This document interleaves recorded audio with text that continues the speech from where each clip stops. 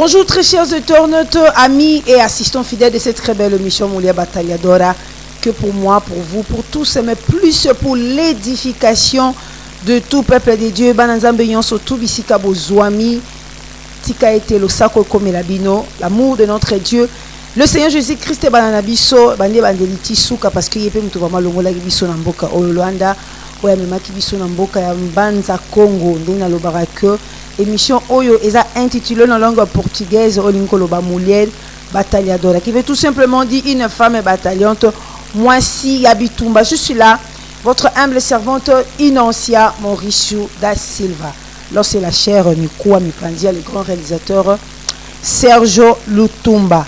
Avant tout, nous allons remercier les collaborateurs Nabiso, nous allons représenter Mouliel Battaliadora Namboka Paris. Nous avons notre grand-papa, c'est le monsieur José Pierre Diavanga Wazali, responsable du journal Eben en Paris. Salut papa, Moussali Zali Kokeliboso, que Dieu vous bénisse infiniment. Et je salue encore ma collaborateur Nabiso Namboka Irlande, c'est le couple Vicky El Ozana et maman Mado Bikembo. Et en Belgique, nous avons là une grande dame, la maman Bibi Tantonaniang, l'épouse. Il y a papa Jacques Kakwiti ici en Angola. Le visionnaire qui est le grand réalisateur Serge Lutumba. Je suis là, votre humble représentatrice Inancia Mauricio da Silva. Donc l'union fait la force. Bisson Santo Sangani Tosali, équipe Mouliel Battaliadora. Avant tout, je remercie notre PDG, le numéro 1. C'est le Seigneur Jésus-Christ. Et je salue mon chef direct. Wazana Sima caméra Naibi que ce qui est le grand réalisateur. Asimbi caméra image ok son ok pour Nabino. Ou boza très cher pour Nabiso, message Nabiso vraiment et comme Labino, c'est ça notre travail. Et ça but Nabiso à Mouliel Battaliadora pour édifier peuple Nzambe surtout le temps Oyo. Tozali ko vivre Oyo tout le prophétie Oyo Jésus-Christ aloba qui quand il était ici sur la terre. Oyo zali koko kisama. Tokenaki na mboka ya Mbanza Congo. Tokenaki bongo kosaka musala yango na lobaka mingi. Vos contributions nous aident beaucoup. Parce que Batumingi Bakindaka Kokansa Kosala l'église na poto, nous les Africains, nous revons toujours l'Europe. Au contraire, Bibazali Koloba, pour avant fin et ya, il faut parole, ils allaient prêcher. Tina basuka ya mboka, suka mboka zaka potote, batupe na mboka, bazana posa bayo kaliloba. Nde musala wana, oh Jésus-Christ a fait ça qui na visionnaire na biso le grand réalisateur qui na Mbanza Congo. Musala et salmi vraiment kitoko to yamba maki na église a fait milagre aux portugais la foi des miracles, la foi qui produit des miracles. Pour la lobby, montre-moi ta foi sans œuvre, moi je vais te montrer ma foi avec les œuvres. Donc église on a fait milagre. Oye kambami na le visionnaire nango, papa nabiso évangéliste Lukoki Jean Claudio. Donc Jean-Claude en portugais, Jean Claudio. Même ça rabino que tu respecter bami beko pour la lobby. Mboka nyo sisika toke to respecter loi, to le respecter ba autorité comme étant en Mboka Angola là où langue portugaise est allée officielle. Donc nous portons le nom portugais, le nom des églises aussi en portugais pour respecter la loi. Donc comme on a Jean-Claude na portugais ali Jean-Claude Yende Jean Claudio. Yende azali visionnaire ya église fait milagre bengisa kibiso to komaki na mboka ya Mbanza Congo to mbamaki bien mais Dieu ya ba misala mususu to doit karana sur place on to doit invitation. Oh maman Mouliel Battaliadora no kenai pe ko répondre sika mususu sengaki que yemoko le visionnaire azwa intérim wana ya kosolola na évangéliste Lukoki Jean-Claude basolola qui vraiment masoleza qui bien et ça là qui vraiment to yeba mingi bazoluka ba ke poto pourquoi yé papa akenda ki na province les provinces ngo pa batea za mboka Mbanza Congo balobi que qui c'est makasi kindoki za makasi donc ba magie noire ou surtout obscurité eza makasi obi ki na Mbanza Congo toza na nini oyo babengi le premier roi ya Congo tango avant que ba mindele ba diviser ndenge ba diviser Congo Angola Brazzaville Gabon ezala ki ba province wana centre ezala ki ka Congo donc le premier roi wana oyo akufa ki bien ki Kurimbimbi nte wana na tombo wana ba kunda premier roi ya Congo ba benga komba Kurimbimbi donc ndako wana na kosenga les grands réalisateurs balancer pour bino surtout bon monde vraiment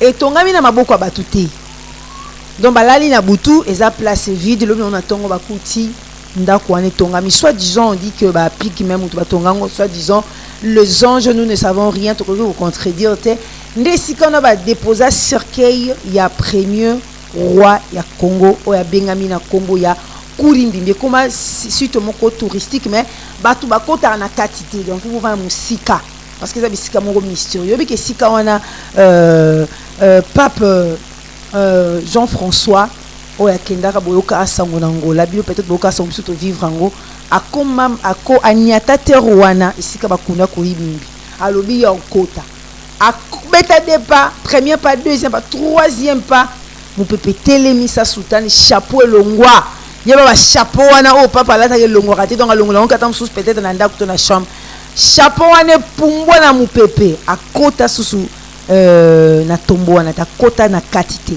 donc troisième panne zaki suka a reculer donc biloko na biso ba koko ne ba lobe soit disons faut qu'on respecter ba ancêtre et ça dit que papa ko konya te sika wana te vraiment non senga maman bolanda ba photo ngo binyo subotala na image les oleka on peut expliquer bien un peu parce que tout ça sous ba photo ils ont biso un peu de temps na expliquer bien ndenge sko cimetière quand ne bomona wana ezana ba tolite likolo cercueil wana pembe donc etika la bongo et batamaka bien miyibi ba meka ba kokate bandoki ba meka ba kokate c'est terrible hein? L'histoire na biso ba noir na mona quelque part ba mindeli nde vraiment ba lukaki ba zipa mais comme la vérité finit toujours par triompher tozali ko kamwa papa évangile ndingi nya koki ko installer ndingi nini akoki ko fongola vision na mboka na mbanza Congo et c'est vraiment que lisolo betama parce que za mboka oyo bato balika awa na Angola ataboza mboka poto ataboza na Congo par-ci par-là bouye biango za mboka jeté à part wana bomona suba photo ko leka eza na isika moko esika wana balobi loi mokile yebi sorcellerité et yebi ba spiritualité te mais isika wana na mbanza Congo ndeko na ngai musala mulia bataliadora on a lobaka que nous avons besoin de vos soutiens so bo soutenir biso vraiment toko kinetina ba mboka tout monde ndenge bato bazo souffrir ba yambi na Jésus Christ te pour parole comme tina ba extrémité wana même si tout le monde a ba signe surtout zo kokisama tant que parole comme une extrémité il n'y aura pas encore la fin promesse ka moko epesi ceux qui parole comme tina ba extrémité ya suka nde fin ezali on tous en pour ba soutien na bino boko mona bisika wana na bisibino que na mbanza Congo bisika na ba sambisaka makamba spiritualité c'est grave donc makamba spiritualité nazo loba non c'est spirituel okindoki ou apumba o ngando eliaka bato o soba botala ngoka na photo esika wana nzeto sikwe telemi libandana batu bwena bo moto bakota te ndeko mo bazana libanda ya ba grade wana hein ba grade meto biso na portugais donc ba kota te bango baza ba yeko sambisa mama makindoki te ba kota te nzete wana ne bo monyango mindele ba luka ndenge ba explorer ka ba terre ndenge ba ka exploiter ba minerais na biso ba richesse nzete wana soko kati yango makila donc soko zwi mbeli o kati nzete donc nyoso kutu non tezu kaka mbeli o kati ta mukene mama biso bakena kolokota ba poso ya nzete basa yango ta kisi makila ebili comme si nzete ozolela bon so ba biso ko ba deracina ngo nyoso na bane ozala source ya makila donc ba meka ba kokate ndenge petit kala bongo donc mboko ozoka mama mbanza Congo wana province ya Zari ville nango mbanza Congo non ils amboka o mindele ba ya ba kokati ndenge ba kokaka forêt équatoriale donc ba kokati nzeto ne bimisa makila do mon évangéliste maku kupesa a utaki na mboka Irlande avec tiko visiter awa na mbanza ko parce que ta libota akutani pena évangéliste da papa na ye vraiment ya molimo batelemi libanda ya nzeto wana nde basambisaka bandoki akamba molili oyo na ngato mona ntanto lali monde spirituel ngo balobi nyonso ça marana moi ça commence avec la spiritualité au commencement la terre était vide sans forme l'esprit de Dieu il y avait aucune chair qui existait aucun arbre aucun animal c'est l'esprit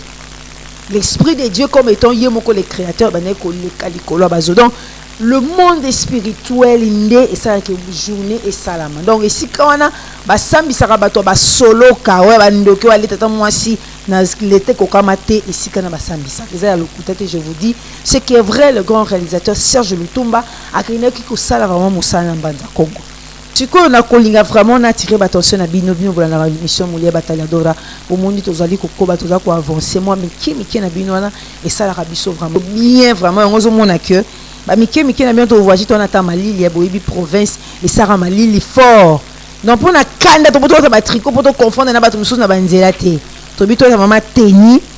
Bon, on appelle les grands réalisateurs, les grands réalisateurs, je le trouve, mais teni yango. Donc, tu es ça musala. Tu es awato, na la mini jeep, na chaba rouge, lève, na chete, ane tu es musala na province à mili. Donc, faut tout appeler esprit, état de gêne et prière. Pendant que tu côté ni to bimela, sinon tu moi surtout que papa Serge moi na sutatikali. Bon, remarquez que papa Serge le Tumba paye les grands réalisateurs, monté malanga, a appelé en teni yango vraiment, tu es ça musala. Éphésiens et ici biso to la tabi bundeli. Tant spirituellement, nous les portons sur physiquement. Les abongos vraiment. Dans le grand réalisateur, dans le visionnaire, il y a l'église Fémilaga où ils allaient vraiment dans Mbanza Congo, siéger dans Mbanza Congo. Boyo Kandenge ni Bandaki, évangéliste Luko qui joue, Jean-Claude, ba difficulté ni oye à Koutana Kinango, tant wachaki likolo mukwa liboso. Mais je crois que parole on est accompagnant qui est partout là où foulera les plans de vos pieds. Peut-être parole est accompagnant qui est parce que ça accompagne tout là ceux qui croient au nom de Jésus-Christ. Donc après ça parcours na yeba difficulté na kutana nango ndenge ni avant ici église ndenge ni azokutana ba difficulté parce que le monde est ténèbres et là la raté et zo lukaka toujours et puis na mboka ya bon est-ce que ça muta mboka wana to yebité parcours peut y un peu témoignage na peut fortifier biso parce que la Bible dit que nous leur avons vaincu à cause du sang de l'agneau et à travers de nos témoignages. Donc, à témoigner, bisoni, nous sommes ça vraiment bon moyen. Le beau connaît monaki, boyo kango bino moko naza na besoin d'attention na bino, na poser les grands réalisateurs. Ah la kisi. Mais c'est mi da excuse bien avant. Oui pour anine parce que ngai les grands réalisateurs a zwinga na image. Maintenant quand le téléphone et les lima amula batadon to na posa no awa na tiki poster na kei papa réalisateur ce que asimbi micro. Parce qu'on a vendu na caméra, les assispés, vous comprenez, parce que tu vois Jacques couple, moi c'est dans mon bal, et ça les familles Bataliador. Parce que tant on gagne na simba lisango, ngam na simba lisango na déplacer na ça contrat. Yes comme dans na caméra pour son image za la OK, aye na lisango.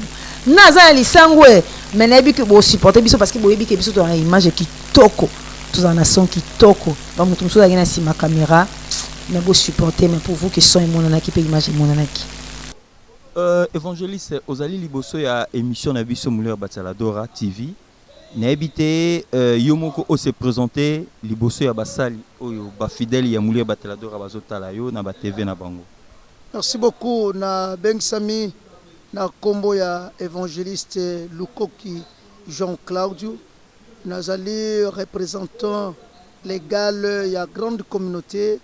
Oyo bengisami na kombo ya mission mondiale vie miracle au Seigneur Jésus-Christ. Alors évangéliste Jean-Claude azali mwana oyo abimi na se ya lotomo ya tata moko oyo bengami na kombo ya Lukoki Fernando Agia, représentant légal et fondateur ya église mission mondiale gagner les âmes au Seigneur Jésus-Christ. Évangéliste Lukoki, nalingi omega ko partager témoignage na yo parce que na côté ya naza songi te me na yo kaki kaka o nazala ki na konki bimi. Avant de partager témoignage na lingi biso, est-ce que évangéliste a marié, père de combien d'enfants? OK, évangéliste Jean-Claude Azali marié, père de 7 enfants. Ya, évangéliste, nous avons besoin de partager nos témoignages, nos expériences, pour le lot okoma boye. Oleki nanzela nini? Parce que batumsu babima na ba montagne, amsu babima ba rebelle, bamsu ba simba fallait ba simba. Le lot nambanza Kongo ko telemisa église munene boye, pe na Luanda côté misa église évangéliste Lukoki abimé le wapi. Évangéliste Lukoki Oboza Komona, ton frère Jean-Claude Oboza Komona, ayambi liboso évangile de Jésus depuis 1980 na Kinshasa, bongo na makolo ya révérend Vua Kindosa Maku epai ngai na yambeli liloba nzambe pe nazwi libatisi nanga na maboko na ye na mai oyo bazali kobenga livière ya njili. bongo simana yango à partir ya Kinshasa tobandaki komika bana makambo ya Nzambe toyeko koma ba gagneur d'âme na yeko koma intercesseur particulier ya pasteur Vua na Nzibu na Kinshasa. Simana yango Nzambe asalaki biso grâce kaka na nzela ya évangélisation comme gagneur d'âme na yeki kofongola moko ya ba cellule na zone o bazali kobenga na Debonome toujours na Kinshasa. Nde simana yango etindamaki biso tokende pe kofongola moko ya cellule na Kimbantseke na quartier babengaka ya Mbwela do côté ya cimetière ya Kimbantseke. Alors simana yango epesemaki biso ndingisa tokoka ndeko continuer ko servir Nzambe toujours na maboko ya Révérend Vua Kindosa Maku. Nde na simana yango na année 91 esalaki ke nabima Kinshasa na na Kachangola bisika nini na yeko koya na makolo ya papa nanga Lukoki Fernando Agia ndiye tobanaki kosela Nzambe na se ya makolo na ye. Nde na bisika wana Nzambe asalaki bisongolu apesaki biso lotomo na nzela ya apôtre Lukoki Fernando pe lotomo ezalaki éprouvé pe lotomo endimamaki elekaki bongo na consacration. Voilà pourquoi ezalaki synthèse na kopesa bino yangwana. Balandi na biso ya émission Mulier Bataladora nazasi botiko ka oyo évangéliste Lukoki aibisi bino. Évangéliste Lukoki azali moko na basali na Nzambe o abimi na nzela moko ya malamu. Lelo tozoyebisa na basali na Nzambe o bazobimaka na mupepe boye. Pe bakomosala ba doctrine na bango, pe bakomosala ba verset na bango ezo soutenir bango geno, nenga bimi na mupepe totongi te tozoloba o yango ezo salama. Yango tozomona ba scandale ebele na kati na musala na Nzambe. Lelo tozomona batu ko bunda na kati ya église. Lelo tozomona ba passer ko bebisa virginité bana. Lelo tozomona ba passer même escroc, ba prophète, ba prophétie à lokuta. Lelo tozomona ba passer à lolenge ebele place ozotala nga yo yebi oyo yo kape oyo mona na kati ya musala na Nzambe. Mais évangéliste Lukoki abima na nzela ya malamu yango tozomona ba scandale mingi te. Avant de continuer na évangéliste Lukoki na osenga ye to meka ko ka témoignage moko boni pe lolenge nini Nzambe azosala na kati ya aona mbanza Congo. Chamo Emeori, João Cláudio Lukoki, Missão Mundial de Vida Milagre. Eu não andava a fazer filho, uma vez vim ficar grávida de 6 meses, já minha gravidez desapareceu. Depois me levaram num senhor nessa igreja. O pai me mandou chamar, fui em Luanda, chegou, me levou na montanha, me fez oração, de 3 dias a gravidez voltou. E esse filho que eu tenho nas mãos, chamado Milagre. Eu concebia, mas cada vez a gravidez saía mais, cada vez que eu ficava grávida, a gravidez saía sempre. Essa última veio mesmo desaparecer de 6 meses. Entrei em muitas casas, a primeira vez entrei em muitas casas, a segunda vez que vinha já nessa igreja aqui, graças a Deus também recebi a cura. Antes dele orar para mim, ele disse: filha, não se preocupa, você já vai ser uma mulher feliz, não chore mais. Cada vez que eu tento falar, sempre me dá vontade de chorar. Não chore mais, porque você vai ser uma boa filha. Seu filho vai voltar. Gravidez de 6 meses desapareceu. Depois fez oração para mim, ele disse: essa gravidez não voltar, vou rasgar a minha Bíblia. Eu acreditei nele, até que fui minha gravidez de 6 meses voltou. É o filho que eu estou com ele na irmã. Hoje só um dia, já não choro mais, já sou feliz. No meu lar, a minha família me falavam que sou feiticeira, gritavam para mim, a parte do marido, mas agora eu sou uma mulher feliz. Deixo um conselho para eles, que tenham a fé e a coragem, que um dia, se ele ter a fé, um dia ele vai, tudo que ele procurar, vai achar, com a fé de Deus. Que ele venha na vida milagre, vão receber a graça. Merci na régie ya Mulier Bataladora na ninga baita ko dilakisa biso image ya mama oyo azalaki ko bota te menanzela ya mosala na Nzambe bino boyoki ye moko ndenge nya expliquer bino ke azwaki mwana mosala na Nzambe na baluki non natal na yo kana zonga pana yo lelo libota na ye etretaki yo magicien etretaki yo ndoki parce que yo ndeko na bango pesi mwana na ndenga mabe na yebite nde bango ba raisonnaki ou bien soki ezalaki nde nini na ba propos oyo famille na bango lobaki pe na batu ngana meko tamba ba keno évangéliste Lukoki vraiment aza magicien azobikisa batu belé na mystique na yebite pa yo koloba ndeni. Merci beaucoup. Je pense que soki mokile koloba bakoloba na bango parce que ba réalité zo mona malelo bato bazokanisa ke bato nyonso baza faux, bato nyonso baza faux, raison pour laquelle bato bazopesa ba mauvais témoignage. Mais ce que moi je sais, bibelobi bokoyeba chaque nzete na mbuma na yango. Tout d'abord, évangéliste Jean-Claude Aouti wapi. Évangéliste Jean-Claude azali mbuma ya ministère ya moko ya tata oya bengami na komba lukoki Fernando. Soki lelo bato bakoloba ke évangéliste Jean-Claude asalisi mutu na losambo, moto wana abiki, moto wana mo loboko nzamba benyango kisi. E bango kunki nanga bimaka ndenge nini? Ezaki kisi te. Losambo ya papa elongoli yango. Losambo ya tata epesi makolo.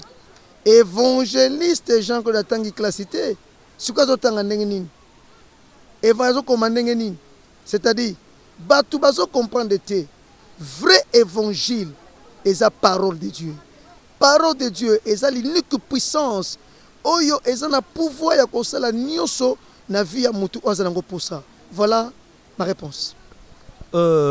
Évangéliste Lukoki, inayoki pena makomi totanga yango même ye moko Jésus-Christ babanda kondima ete na kati ya ministère na ye. Na yebite likambango ya bonzambe ezalaka bongo ndenge nini?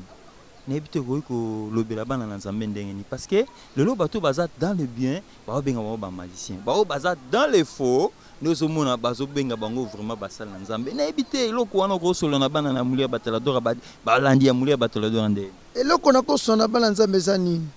Le problème majeur c'est quoi?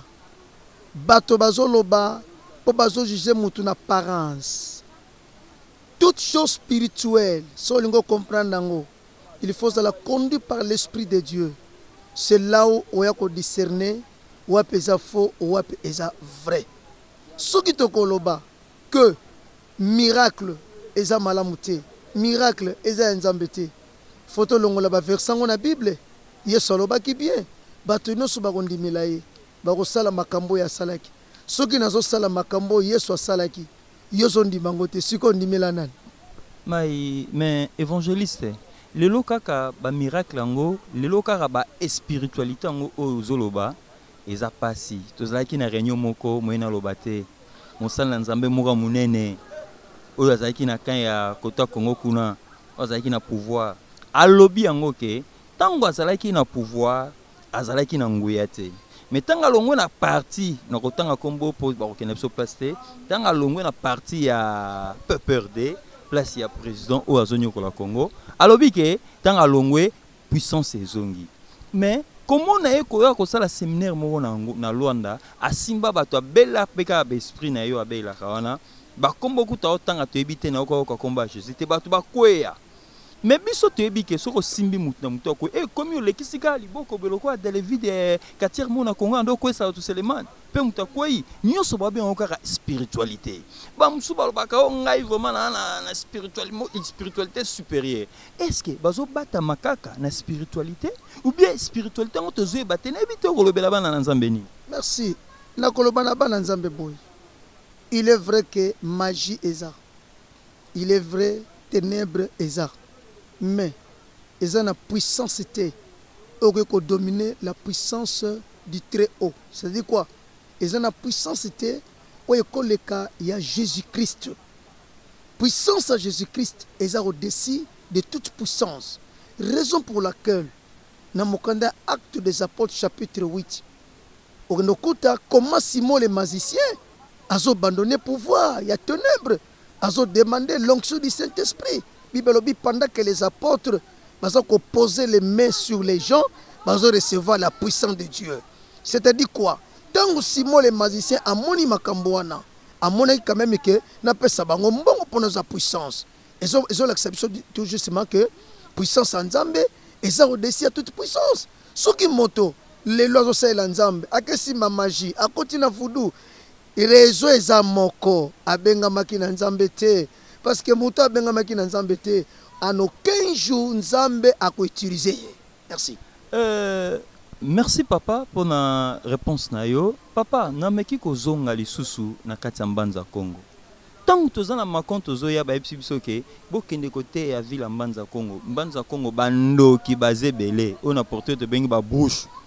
Papa o œuvre de Dieu nenge nini. ba stratégie no sala kana kati ya vie ya bandoki bazebele bato ya mitema mabe to tambola na ba province ya Luanda province etikala ya suka oyo bongaka te zambanza Congo bolimbisa ngai na ebite papa koloba ndeni ya liboso soki bato bazoloba ke na mbanza ko kindoki eza makasi nga na koloba boye kindoki na mbanza Congo ezaka na mbanza te na partout na mokili kindoki ezali soki tozali kovolue malamu na grâce ya Nzambe eza parce que tovandi na parole ya liboso tokamata liloba ya Nzambe ya Biblia totiango na première position ya église na biso vie miracle bibelobi sacrifice eza chemin ya grandeur Jésus a se sacrifié kaki bomona na ba image nanga naza na kati ya zamba naza na kati ya saki na mesana mingi na vie de sacrifice alors ba sacrifice nyonso tant moto azosalango au nom de Jésus-Christ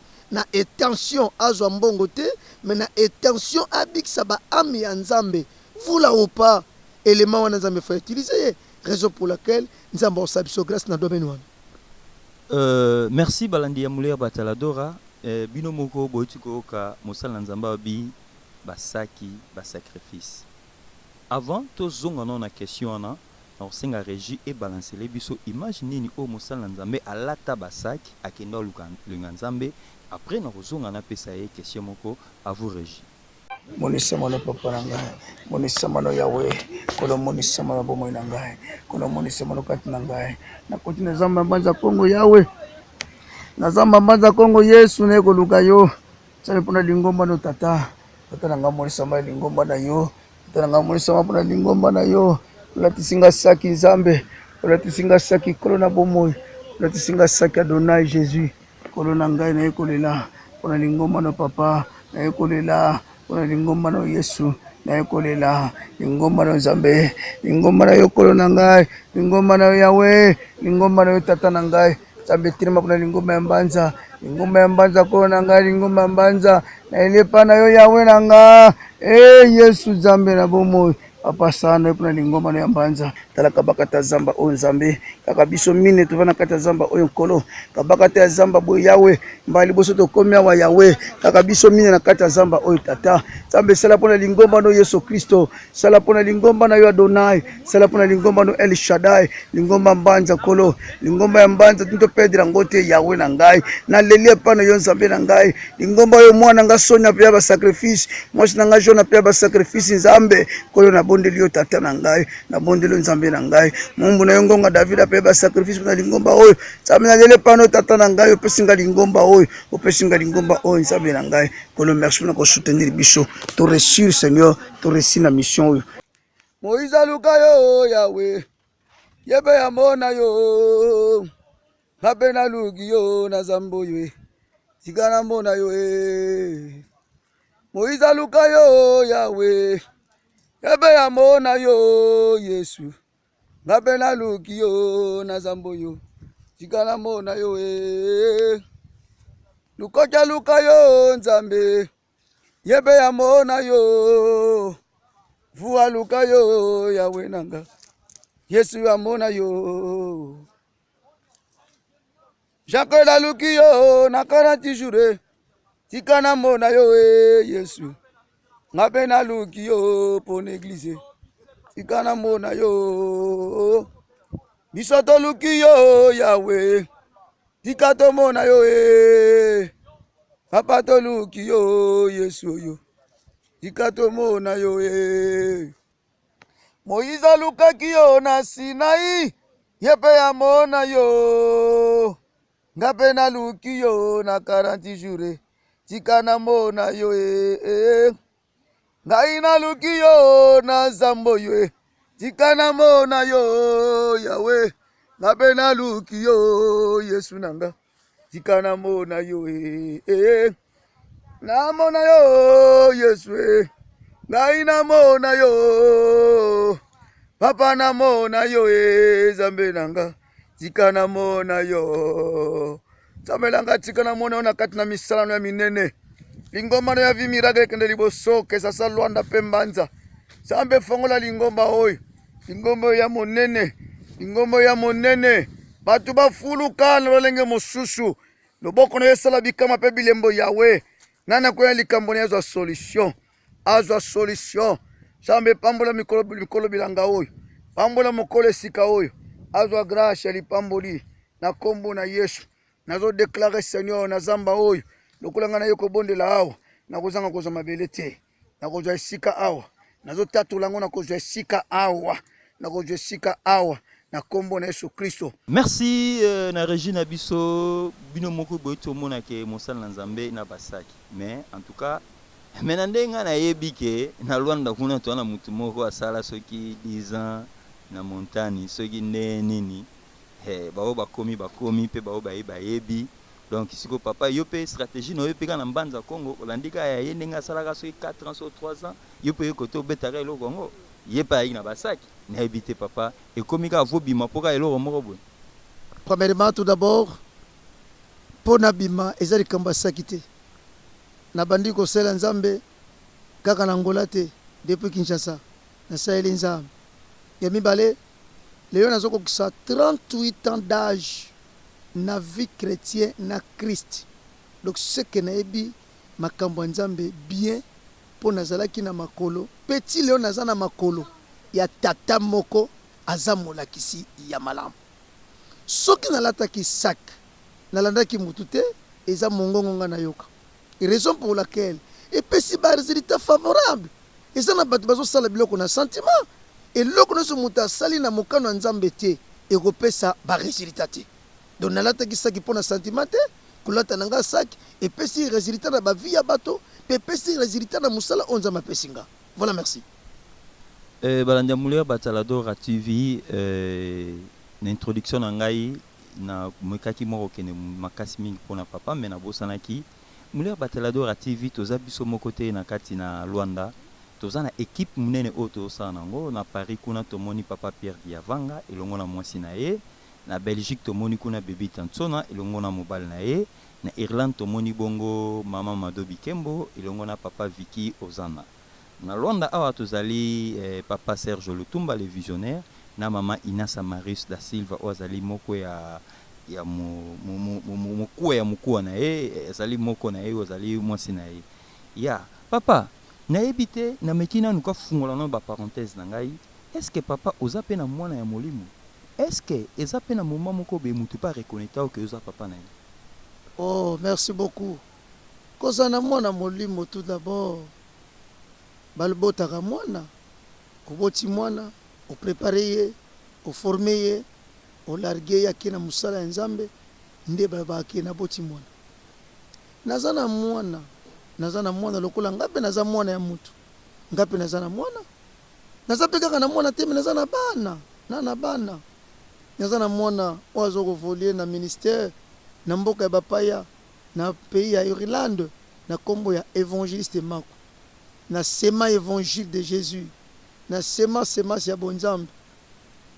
Après 20 ans moi na zongi pa papa elaksini papa asalaki musala na bomo ya mwana emonani mwana zana sika wanga na ngote mwana za obligé accompagner toujours papa lokola ngapelelo atana ke wapi eza difficile na niye lukoki Fernando Agia yenda za tata lokola lelo maku aza moko ya bana wazo voye na kati ya Irlande lokola Kasul aza moko ya bana wazo voye na kati ya Mbanza Congo lokola Joana aza moko ya bana wazo voye na kati ya Luanda lokola Jean Paul lokola Marlène baza ebele sona bandi kotanga bakombo awa yebake monsieur kosila te do baza ebele o bazo ko voler. Merci. Papa na sepeli mingi parce que na kati émission to sali bisope Moulia Bataladora to zui moi eloko moko ya mutuya. Mais papa koleka ngai na kati ya mboka Mbanza Congo na yoki balobike moko na ba genora mboka oyo papa osambela kipona ye nyoka bimaki. Papa lisolo wana ba nyoka ozomona muteke na zuba te ndeni nzamba ozomimangaka na zonga kana mo ba miracle. Est-ce que mutu akosambela nyoka bimi na kati ya nzoto mutu? Est-ce que ezalaka nyoka ko vivre na nzoto mutu ndenge ni? Pai, est-ce inhabité ko ebisa biso bana nzambe? C'est très important. C'est très important. Tango bato bazolo bake est-ce que nyoka ko vivre na vie ya mutu? Toloba nini pona mutu aliboma o Yesu a délivraki? Il y avait combien de démons na kati na ye? Babengi bango légion. ngolo ba etulu kwa ba demo na kati ya moto tozomona nyoka nyoka za semasi nini asemasa ba demo asemasa ba demo problème eza nini batu bazo limite bonzambe bonzambe balimitaka yango te bonzambe balimita yango te so moto nyoka kobimia na kati ya nzoto lelo moto anakomi bien eza misala ténèbre tango satana akoti na via moto moto akolela moto akomona pasi siko soki eloko wana emonani ebimi poni bato bakotela yango duti siko naloba nini mpona mama oyo abandaka kobota te ntango molai balobi aza na miome medecine elobi aza na miome bayepa na ngai nayebisi bango eza miomi te bakoti ye mosuni ya mabe na nzoto priere esalama ake na ndako neti akende kosuba abimisi mosuni après quelques mois akomi na zemi lelo mwana botama toloba nini. Ya, merci basali na nzambe bana na nzambe bazolanda biso émission na biso Moulière Bataladora TV to sepelsaka bino na bandako na bino tokosenga lisusu na régie na biso amekopesa biso série ya batémoignage parce que oyo tozoswana azali moko na basali na nzambe oyo nzambe etizaka puissamment na kati na mboka oyo ya mbanza Congo eza na ndenge ya lokuta te mpe eza na ndenge ya kosakana te parce que biso tomoni bagénéraux tomoni badispensateur tomoni oyo faye tomona parce que bamsu baboyi na bango kobima na TV parce que niveau na bango baza bakobima na TV te mais biso Moulière Bataladora toyoki mpe tosololi mpe bapamboli biso yango na kosenga bomeka kolanda batémoignage mosusu boyoka mpe tokozonga. Kombo nanga mama Lutonadio naza moto vie de miracle naza moto vie de miracle mpo na ngai vraiment nayelaka vraiment problème ya batrompe nazalaka nango natambola bahôpital nyonso nakenda na Congo 2 fois nakenda na hôpital ya Kakuakwa oyo ya bakoriano wana ya mindele nazwa solution te tangu na ya awa papa pesanga makasa te me na mai kaka nakondima na ngai na ngomba yango pe silisa batrompe wana kovimba esila vema natalisa tipa basineji lisusu na bele eza lisu te baya vema ebele kutu lisusu awa topesaka eloko moko te me mai kaka nakondima na yo. Kombo nanga mama Julie naza ya église ya Vida Milagre papa nanga molimo kombo na ye Lukoki Jean-Claude papa nanga mibale papa Kasule papa nanga za vraiment na nzamba solo parce que bikamwa tozomona ngo miracle pe tozomona ngo bon ya liboso nzambe na ngai eloko asala nzambe na ye eloko asala po na ngai mobali nanga zalaki na malade ya makasi babwakelaki ye mbasu meton balakisi biso kaka église ya Vida Milagre toye tomoni loboko ya nzambe mbasu ya mobali nanga esili eloko ya mibale ngai moko nazalaki kobota te metangu na ye mabota nanga ekangamaki tangu na ye lelo naboti mwana napesi kombo ya Vida Milagre babondela po na ngai mabote fongwami. Mama Diolinda Isabelle nzambe oyo eloko asala po na ngai eloko nakotelaka na église oyo nazalaka kimia te na bana famille nanga bandolenga kosakanela na koseka ngai kasi ndenge muta memaka nka na église oyo kimia ekota na bana na ngai bana nanga bakoma bien siko nga moko pe mikolo lisusu mnadia okufa bakangaka yo nyonso bakangi yo bazuye lamba bakotio na munoko eza eloko mukiete nzambe oyo fe koza na elike na kondima na nzambe oya Jean Claude na papa Kasule bas longolinga na liwa na libulu o batiaki nga na église oyo yango na pesi conseil na batu oyo nanu ba pesi mingi na kondima te totiaka kondima liboso confiance na basala nzambe pe totika koluka kimia na banganga po banganga bango bazalaka contact na bandoki o balandelaka biso soko ye koluka nzambe ye bokolo moko akobwakisa yo te vraiment na liboso pona conclure na likambo oyo ngai tana ki kimera na boko pamba pantalon moko mais aba ki tension ko récupérer ngana kumisaka na nzala bondeli na pesa ki nzala promesse soki osali nga pe ko sala na ko mona ki nzama ko mama musika nzama récupérer biloko songa na kumisaka na fasi ka osali ngambe ya ko kabela penza ko songa susto mariyo zana na ko ngeza ko kabela nyoso za kati na ko ngeza ko kabela parce que nzama na ko teli kamona ngai ala conseil na pesa bandeko oyo bala na ngai no ma oyo na mapela mbanza Congo na pesa de ça na ngola bino oyo boyebi nzambe na route kwa proche Jésus Christ ce n'est que le sauveur de l'humanité. Azali lelo lobi peut libérer bela. Ya nzamba kala zalaka te. Nzamba sika azalaka te. La Bible déclare la foi c'est toucher sans foi. Et loko simbi au monde mondimi ke kokisami. Parce que ngapela moment oyo namona ka ngote mais asimba ka lika ke ko soa mana facilité. Bande konanga bola ndangai. Yo catholique, yo missionniste, yo protestant, mwana réveil. Zala sensible na tongo lelo. Moment on a parlé la bino, les hasard te. So na baki nzamba na te lelo oyo moni ngai mbele na komaki mwana moko akoma ida ko sama bele banzela. Mais lokola nzamba Jean-Claude a restauré ngai. Jean-Claude oboyoka apenga mara nzambe ina ene de jeune de prière na ngomba ya Benfica. Aliaka te andima ko kosa musala na ye. Alors nzamba na lokola alinga ngami abengi ngai na ko musala ye. Lelo na ça vraiment encadrer la groupe évangélisation, mais la travail la groupe intercession, mais na zone même manzambe pour moi na pekana pe na mutu ngai, non ça la volonté na ye. Na même prédicateur modérateur, na salia nous oui moi na vu miracle te mais na même d'être ainsi âme. Na sala ki papasi baba kilanga ki maladi. Na banda ki koteli mate, na banda ki kolela tangu nyonso na sala ki pasi penza kukufa. Kasi tangu na yoka kwa eglise yo, balakisa kingai na yake. Zanda sali bapesa kaka priere na likolo na ngai na telemi na mukolo wana kaka na kotaki awa tangu priere kotai kaka kape na bondelaki yepe abondelaki yepe papa pasteur na biso Jean-Claude na telemi batu nyonso bakamwaki ndenge na telemaki yango wana nzambe oyo nakokotika ngo te po oyo asalaki mpo na ngai antuka nakokotika nzambe oyo te andima nzambe eza penza nzambe ya solo eza nzambe ya lokuta te. Merci bana na nzambe libota na nzambe bino moko boiti komona boni ya ba témoignage oyo eleki na si bomoni garçon wana azalaki magicien azalaki catholique abongoli motema bomoni mama moko tazolela a comité na niveau kolela abia ko bossa nzamba Jean-Claude te ayebi o nzamba Jean-Claude asala kat na ye bino pe obo mesana koloba mabe basala nzambe ofanuka po no sa mabe basala nzambe olobaka mabe basala nzambe quelque part avolo bapotala na no pe tuna nzambe. Est-ce qu'on a ça dans ma baie?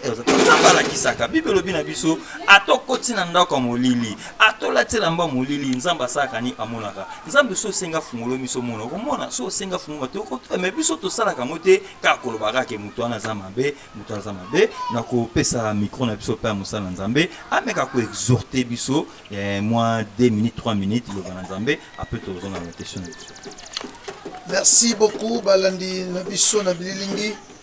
Nalingaki seulement na kwa ko yebisa biso tozolanda mission oyo. Jésus-Christ, il est le véritable Dieu. Soko lingo vivre bola munaye ndimela ina ndenge solo. Okomona bola. Vu que monde lelo ba aventure ekoti.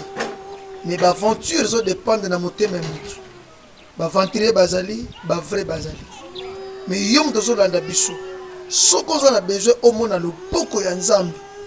Tia confiance na parole de la Bible et tia confiance na moto babengi Jésus-Christ parce que Bible lobi oya kondima akomona kembo na nzambe. Soko ndima lo banzambe otiango na misala nzambo akela mokili nzambo akela yo ausalela yo. Tika nzamba pombola yo na bondimi ozanango ndima kaka. Okomona bola manzambe ngana ndimaki ngai mona na ndimaki na bana otambola te na ndimaki leo nazo tambola ngai na naza awa na ndimaki nazaka na kunki bunga ngai na ndimaka na tangi classe te mais nazo koma nazo te ya français nazo diriger entreprise c'est parce que nandimaki na nani nandimaki na liloba ya nzambe pe nandimaki na liloba ya pasteur nanga oya bangaka nzambe tika nzamba pambola yo kondima na yo epesa yo oyo za nango posa na kombo na Yesu Kristo Nazareth. Merci. Mosala nzambe bato batali yo mokili mobimba bato batali yo monde entier na kosepela yo moko opesa numéro na yo na bato bazotala yo et kozala na quelque pasteur basala nzambe o bakoza ta bakota contact na yo baye kopambola libota na nzambe awa na mbanza Kongo po bato babanga ba mpoalo wake mbasa Kongo soko ye musala nzambe obimaka musu likolo katani soki ndenge nini invite mo pesa contact na yo et bon porte na basa. Merci beaucoup. Toropesa numéro nangai ezalaka interdité. Ezalaka interdité. À des fois to regrettaka pourquoi un pasteur de Dieu ako interdit numéro naye eye banate. Biso to servir nzambe. Mission za bisote. Batindi biso tinda. Numéro nangai ezali 924 09 02 10. Nabandeli numéro na biso ezali 924 09 02 10. Deuxième numéro ezali 931 752 868. Nabandeli deuxième numéro 931 752 868. Nayambaka téléphone chaque heure, que ce soit 1h du matin, que ce soit 0h, que ce soit 3h. Nasiyambaka téléphone parce que na mona mutu abiki na téléphone. Na Luanda tozwami na Viana justement na Bairo obazali kobenga Mulenfu na balabala ya Epal babenyango rua ya Epal okuta biso kuna a partir ya Prince okuta pano na biso zawana bongo na Mbanza Congo toza justement na cité bazali kobenga Mangengo.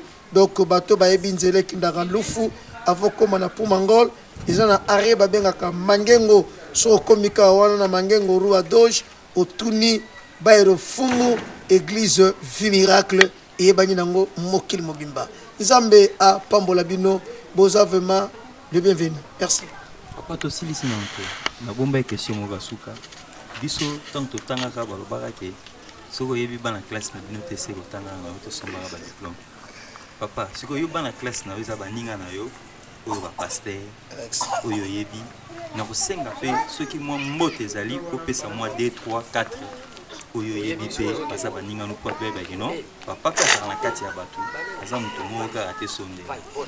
merci beaucoup, évangéliste Jean-Claude Nazopesa Mbote, na baninga, bazobenga baninga, et ya liboso na pesi Mbote na moninga nanga apôtre M. Faya. Leader ya chant de victoire et mibale na pesi mbote mingi na révérend prophète Gabriel yepazali moko ya moninga oazali bongo leader ya église Logos Rema pe na pesi mbote na moninga nanga mususu David Ngonga na pesi mbote na pesi pe mbote na baninga ebele o baibinga na zoleka na télévision na moma oyo na kombo ya apôtre Willy Kibonga pe na pesi mbote na baleki nanga nyonso ya molimo o baza ko servir nzambe toujours peme na papa nga lokoko Fernando Agia ba pasteur Armando ba pasteur Sol ba pasteur Jérémie ba pasteur Depio baza ebele do na pesi bango nyonso mbote na bosanité bana nanga nyonso ya Vie Miracle na pesi bino mbote na kombo na Yesu tika nzamba papa na bino apambola bino na kombo na Yesu. Merci Balandia Mouler Batador TV na intervention tout ça na moko ya basana nzambe ya mona na kati ya Mbanza Congo mais ezaka kapasi parce que mosala nzambe pesi mais abosani ko pesa mwasi na ye na éviter na kozongisa na éviter ceux qui ngape songi c'est très important za ko bosana te jamais na ko kangisa foye nanga na ba ami jamais je ne savais pas bien que na pesa mbote na ba ami des fois na même na discipline na ngai donc nazo pesa mbote na ngai ya mibale na mokuwa ya mikuwa na nga pe mission na nga mama Joana Batwambi oyo azomema même fardeau ya ministère ya nzamba pesi biso elongo na bana na nga nyonso nzamba pesi biso na mama na bandi liboso na mwana nga liboso na kombo ya Clotilde na ye na Claudette na ye na Julia na ye na Rosita na ye moko Sonia yaya ba sacrifice bongo na ye na Merdi na ye na Jessica na ye na Joclo merci na lingi bilo mingi ya tokomi na suka émission na biso na si bolandi biso ceux qui ba critique ezali to senga beaucoup mais na biso ba critique s'occuper to lobaki eloko moko oyo eswaki bino to senga olimbisa toza toujours ya bino chaîne na bino bolingo tala mingi o balanda la mingi Moulia Batalidora TV. Tokomi na suka émission na biso boyoki bino moko mosala ngambe ba propos wa ministre moko na ye esoko engagé kaka ye moko. Na pesi lisusu merci mingi na balandi nyonso ya émission na biso na ko pesa vraiment merci mingi na ba papa na biso ya molimo. Lelo bozo mona Moulia Batalidora TV, lelo bozo mona Serge Visionnaire Serge Lutumba, bozo mona nyonso ezana ba papa o pe ba encadrer ki biso. Na ko pesa mbote makasi na révérend docteur Passé Mbambe Israël wazali visionnaire à Salem kuna na Congo. Papa na pesi mbote makasi biso pe bana toza kaka na musala o la kisaki biso pe tozo sala musala ngo ya na ndenga malamu.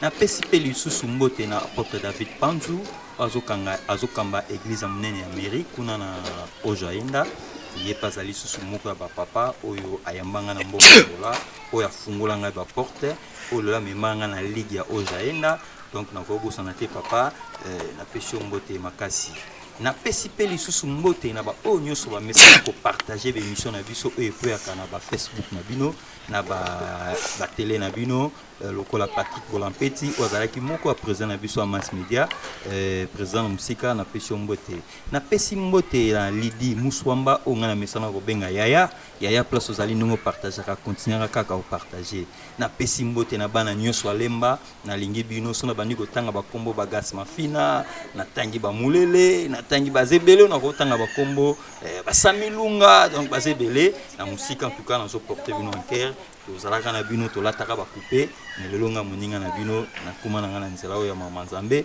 pe na sala nzela na ngai na pesi mbote na libota na ngai na pesi mbote na libota mwasi na ngai na pesi mbote makasi lisusu na mwana na ngai ona benga kai bébé Samola Lutumba parce azali na mwasi na nga ba bizo belé ciao.